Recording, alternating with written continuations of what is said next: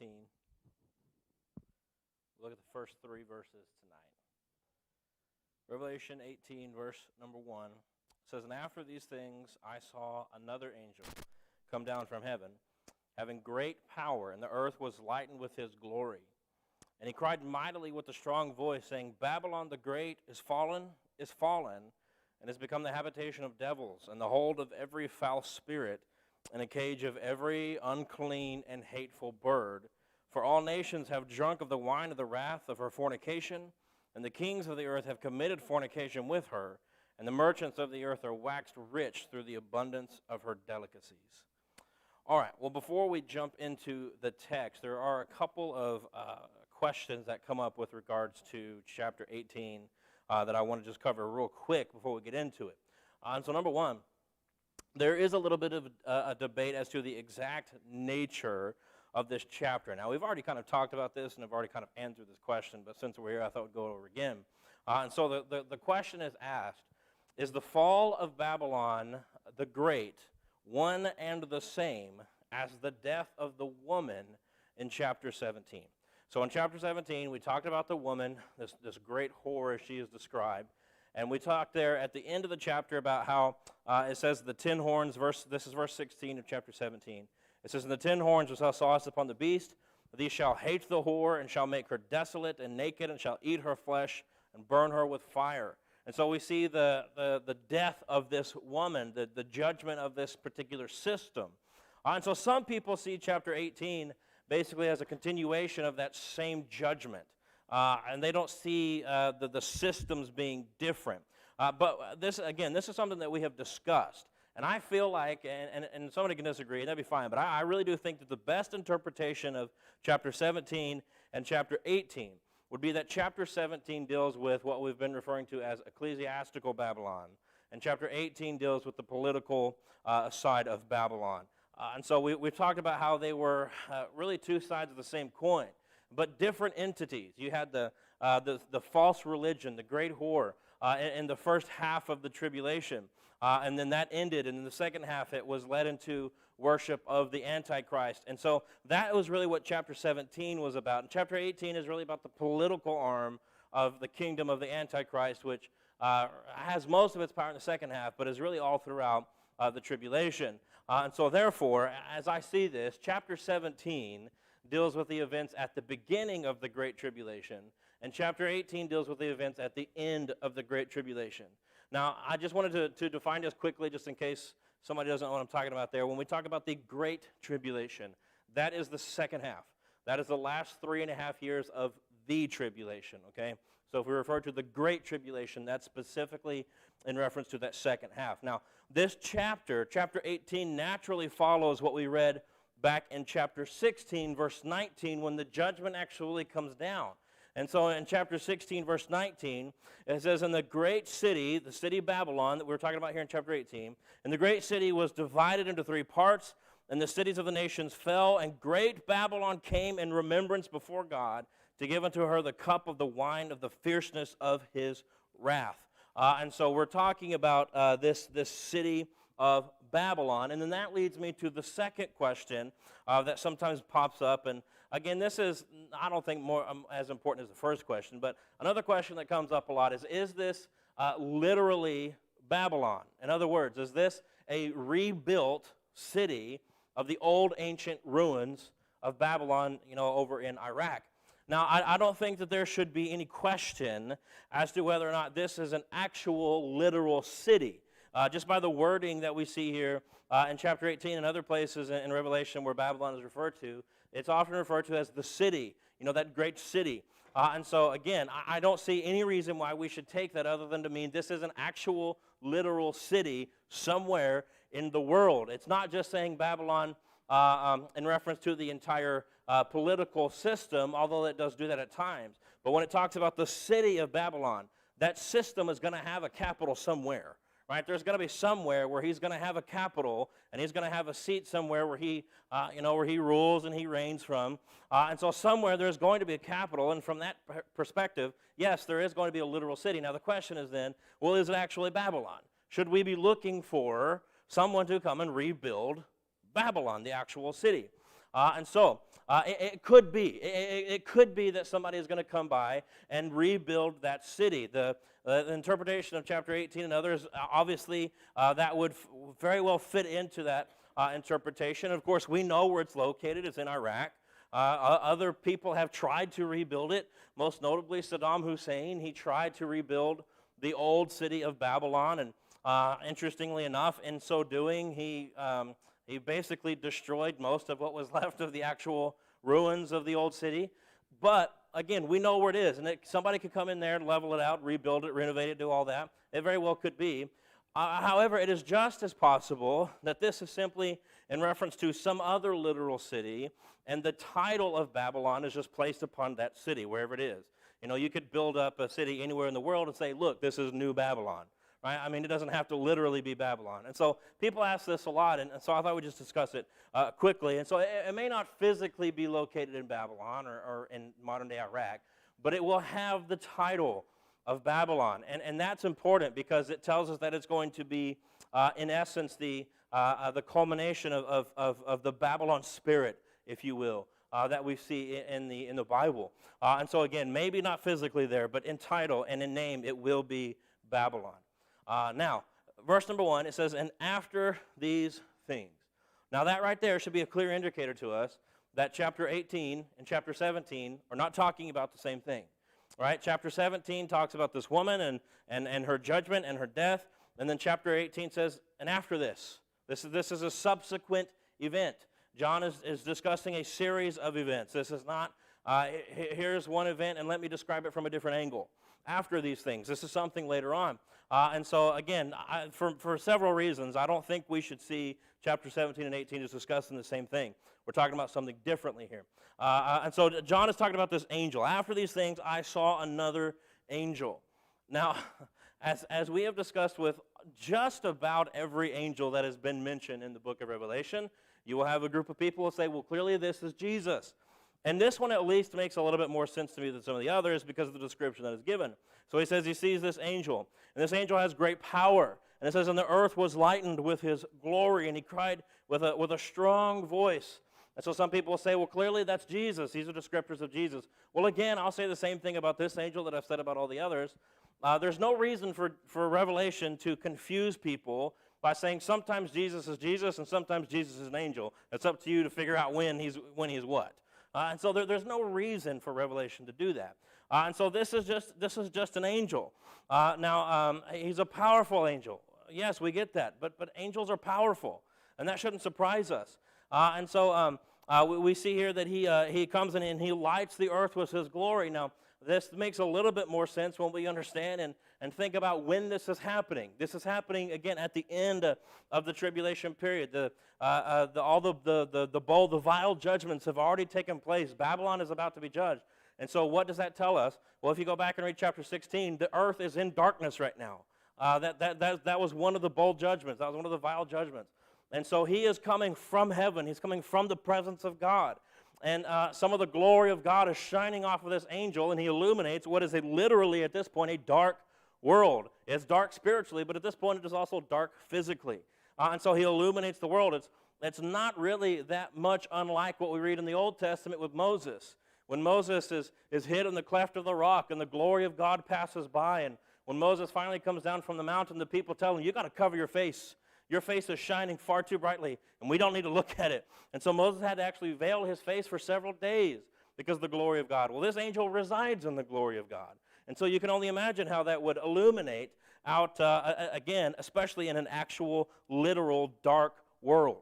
And so, again, there's just no reason for us to say, well, this must be Jesus. And I just wanted to say this quickly. I think when people do that, when people go through the book of Revelation and they see all these angels and they say, well, that has to be Jesus, I think the only reason somebody would do that is because they have a low view of angels. I don't think that they understand that angels are actually genuinely powerful beings. And so we see this angel with any kind of power and we think, oh, it's got power, that must be Jesus. No, we don't really have a high view of angel. We don't have a good angelology. We need to understand that angels are incredibly powerful. We need to understand that they are far greater at this point than we are. Now, one day we're going to be greater than the angels, but not now. And so we got to understand that this is par for the course for angels. Now, this particular angel might be a little bit higher in rank. I fully affirm that there is a ranking of angels. And so this particular angel might be higher in rank than others. But he's not Christ. And there's no reason to say that he's Christ.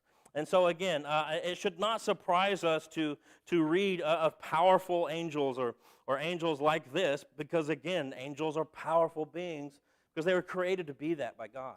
And so again, this is just a low view of angels. Anytime we see something like that, we think, well, that can't be an angel. Well, yes, it can, because that's how God created them to be. And so this angel comes with a message here in verse number 2, and he cried mightily. And so he's crying out, and he says, Babylon the Great is fallen, is fallen. Now again, and I'm just going to say this briefly, we've talked about this not just here in Revelation, but anywhere in the Bible where you get a repeated message like that. Anywhere in the Bible where you have something that is repeated 2 or 3 times, it is done so for emphasis. You really need to understand this. You need to get this. And so when it says that Babylon the Great is fallen, and it says it again, is fallen, what is he saying is, it didn't just fall, but it was a tremendous fall. It was a great fall. And that makes sense when we talk about all the things that we've seen in Revelation, how powerful of a system this is going to be. Unlike anything the world has ever known. An actual, global, one-world political system with one man at the top having supreme power. The world has never known that. The world has never seen anything like that. And so as great and as large and as powerful and as amazing as this system might seem to the people who are there, its fall, its destruction is going to be just as great. And so it is fallen. It is fallen. Again, that emphasizes the severity of it. And then when you get into the Greek, the language of this message of the city's fall is so sure that the way in which it is written as if it has already taken place, as if it has already happened. Now, we're talking about future events, but it's talking about this as if it has already taken place because, again, God has deemed the end from the beginning. And so here he says, Babylon will fall, and it is so sure, it is written as if it has already fallen. Now, it has already been foretold. We've already talked about this several times in the book of Revelation. We read it earlier. We read of the actual fall of it back in chapter 16, verse number 19. And now in chapter 18, we kind of see the aftermath and sort of how the world reacts to its fall. And we'll see that as we go throughout this chapter of chapter 18. And so we get into the actual judgment of this. And verse 2 is a very, very interesting verse with a couple of ways to interpret this. And I'll tell you how I interpret it. But verse 2, cries mightily, Babylon the Great is fallen, is fallen. And here's what it says, and it has become the habitation of devils, and the hold of every foul spirit, and a cage of every unclean and hateful bird. And so this is an interesting verse. And so, again, there's a couple of different ways to take this. Now, first of all, the wicked and evil Antichrist is going to sit over a wicked and an evil empire from the capital city of Babylon, again, wherever that may be, that will be the very center of wickedness and evil. And so wherever it is that the Antichrist sits, it will be the center of evil on the earth. And I'll explain what I mean by that. Now, this city is described as a habitation here in verse number 2. Now, there's 2 ways to take this verse, and I've read people with I feel strong arguments on both, and I'll tell you how I fall down on this. But the 2 ways to kind of think this is that it is a habitation prior to its fall, and the second was that it is a habitation after its fall. Okay, and so there's a couple of different ways to take this. So, but let's look at why it's a habitation, and then I'll explain these 2 a little bit more. And so it is described as a habitation. Now, it makes sense when we see who are the inhabitants. And so it's a habitation. Well, who's actually inhabiting it? Well, we see here it describes 3 things: devils, every foul spirit, and then what it describes as every unclean and every hateful bird. Now, devils and foul spirits, we get that. That makes sense to us. We understand that. Well, what does it mean by bird? Now, the thing here is all 3 of these are references to demons. All 3 of these are very clear references to demon. Now, again, devils and foul spirits, we get that. I don't think I need to describe that. We understand how that's a reference to a demon. But even the birds are referencing demon. And you can take this back to Jesus' own words in the parable of the 4 soils. If you remember, we talked about this in our series in the book of Mark. In the parable of the 4 soils, At one point, when Jesus first gives the parable, he talks about the seed on the wayside. And what happens to the seed on the wayside? The birds come and they swoop down and they take up the seed. Well, Jesus later, when he's interpreting it, says, well, that was Satan. And so these birds are the emissaries, or the agents of Satan in Jesus' own parable. And so there we see birds kind of likened to the workings of demons. And so here we have another reference to birds, again, as a reference to a demon. And so you have this city as a habitation, and the inhabitants of this city are demons. Every demon, all the demons, the devils, every foul spirit, every unclean, every hateful bird. Again, all of these references to demon. And so again, when is it a habitation? That's the question. When is it a habitation? Is it before it is judged, or is it after it is judged? Well, I will tell you that from my perspective, I see it that it makes most sense for this to be a habitation before it is judged. Now, again, this is just my interpretation of this. I could be wrong on this point, but the way that I see it is that it is a habitation for demons before it is judged. Now, the biggest reason why I don't think it's after is because after the judgment of Babylon, what do we have? We have the millennial reign. That's what we have after the judgment of Babylon. And so it makes sense to me, the most sense to me, that they would be a habitation before, which is part of the reason, not the only reason, but is part of the reason why it is judged and why it is judged so harshly.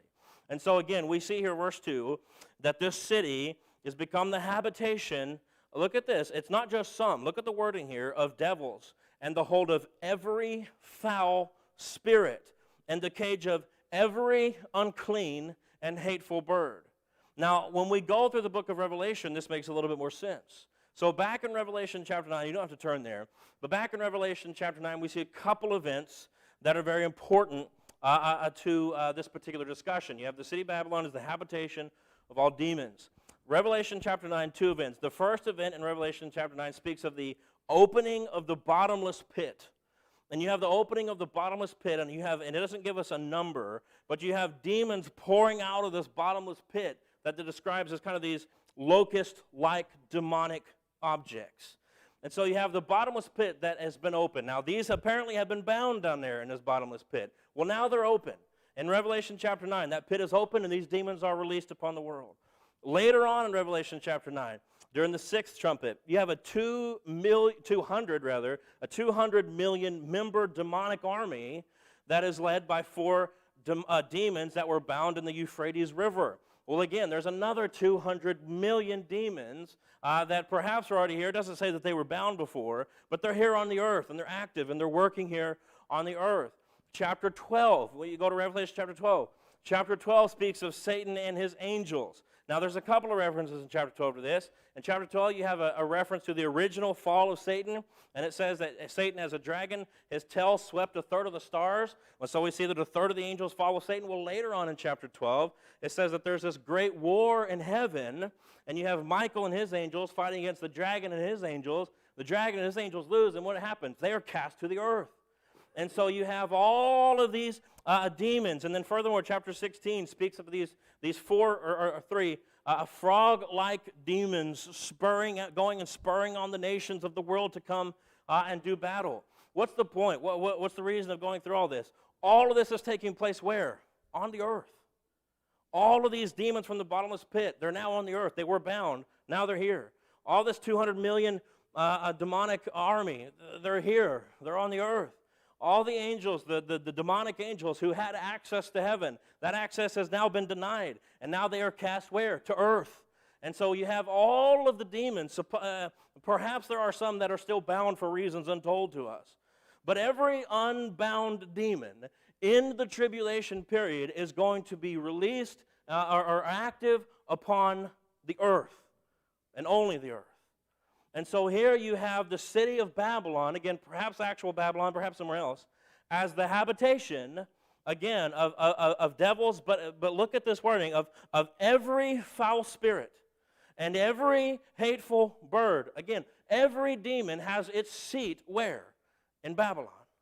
And so, again, this to me, when I really was studying this week and thinking about this, there are few things that have, we've seen some terrible, awful things in the book of Revelation. There are few things that I have read that have really struck me as more terrible than that thought right there. Every single demon active on the world and has its seat right where the Antichrist sits in his seat of power. And so this city, again, wherever it is, it will be the habitation, it will be the hold, or it will be the cage for every unbound demon.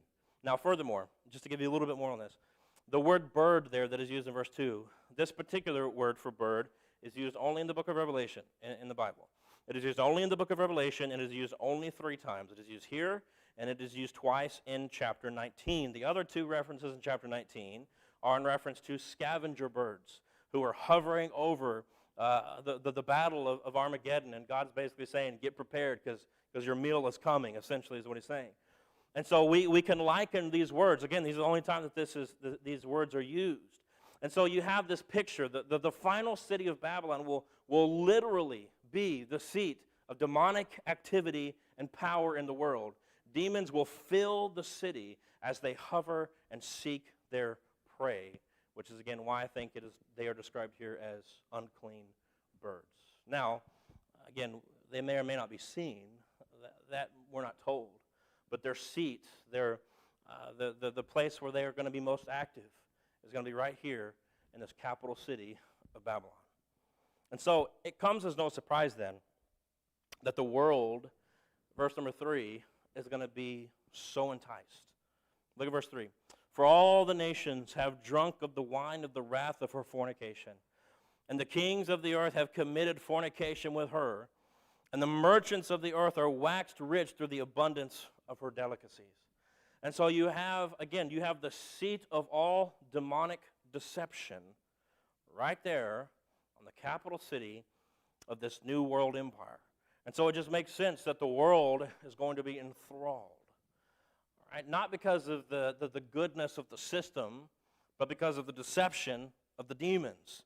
And so they're going to be drawn in by this. They're going to be literally trapped by the power of hell into believing that this system is worth every bit of their weight being thrown behind it. And so they're going to be deceived. They're going to be trapped by this because, again, it's the very seat of all the deception going on in the world. And so they will be drawn. They will be drawn in by a demonic lure of fleshly desire as the nations and kings commit fornication with her and the merchants are made rich through her offerings. And so all of this is going to take place. Why? Because they're drawn in by the lure of demonic deception. Listen, it happens today. Don't make the mistake that demons are inactive now. No, they are very active now. And they're very good at what they do. And they're very deceptive. And they get people to fall prey to their traps. And this particular time is going to be no different, except for it's going to be ramped up times 10 because every unbound demon is going to be at work at this particular city, drawing in the entire world, showing them, hey, this is everything you've ever wanted, everything you could ever desire. It is going to be found if you just fall and give your allegiance to this system, to this man, to this empire, and to this king. And so the Antichrist is going to sit as the head of all of this because he is Satan's man, and the whole world is going to fall prey to this. Of course, everybody except for those who know the truth. However, as we have seen, as we have talked about, as we've discussed through many of these chapters already, no matter the power and wealth of Babylon, no matter how big and how dominant it becomes, again, it will be the most dominant that has ever existed. Its end, no matter how big, no matter how great it may be, its end will be Babylon the Great is fallen. And so that, again, is the comfort to find in the book of Revelation, that Satan is going to have his day. It's not going to last long, but he's going to have his day. He's going to have his power, and perhaps, I don't know, but perhaps he thinks he's going to be close. Perhaps he thinks he's actually done it. I've achieved. But yet his end is going to be Babylon the Great is fallen. It is fallen. And so just again, strange descriptions, but what it does is it shows us, again, how terribly evil and wicked this day is going to be. There's no doubt when you read through the book of Revelation why Jesus makes the comments that he makes in Matthew 24. It's going to be a day unlike any other that has ever existed upon the face of the earth when you have some of the things that we're seeing here in the book of Revelation.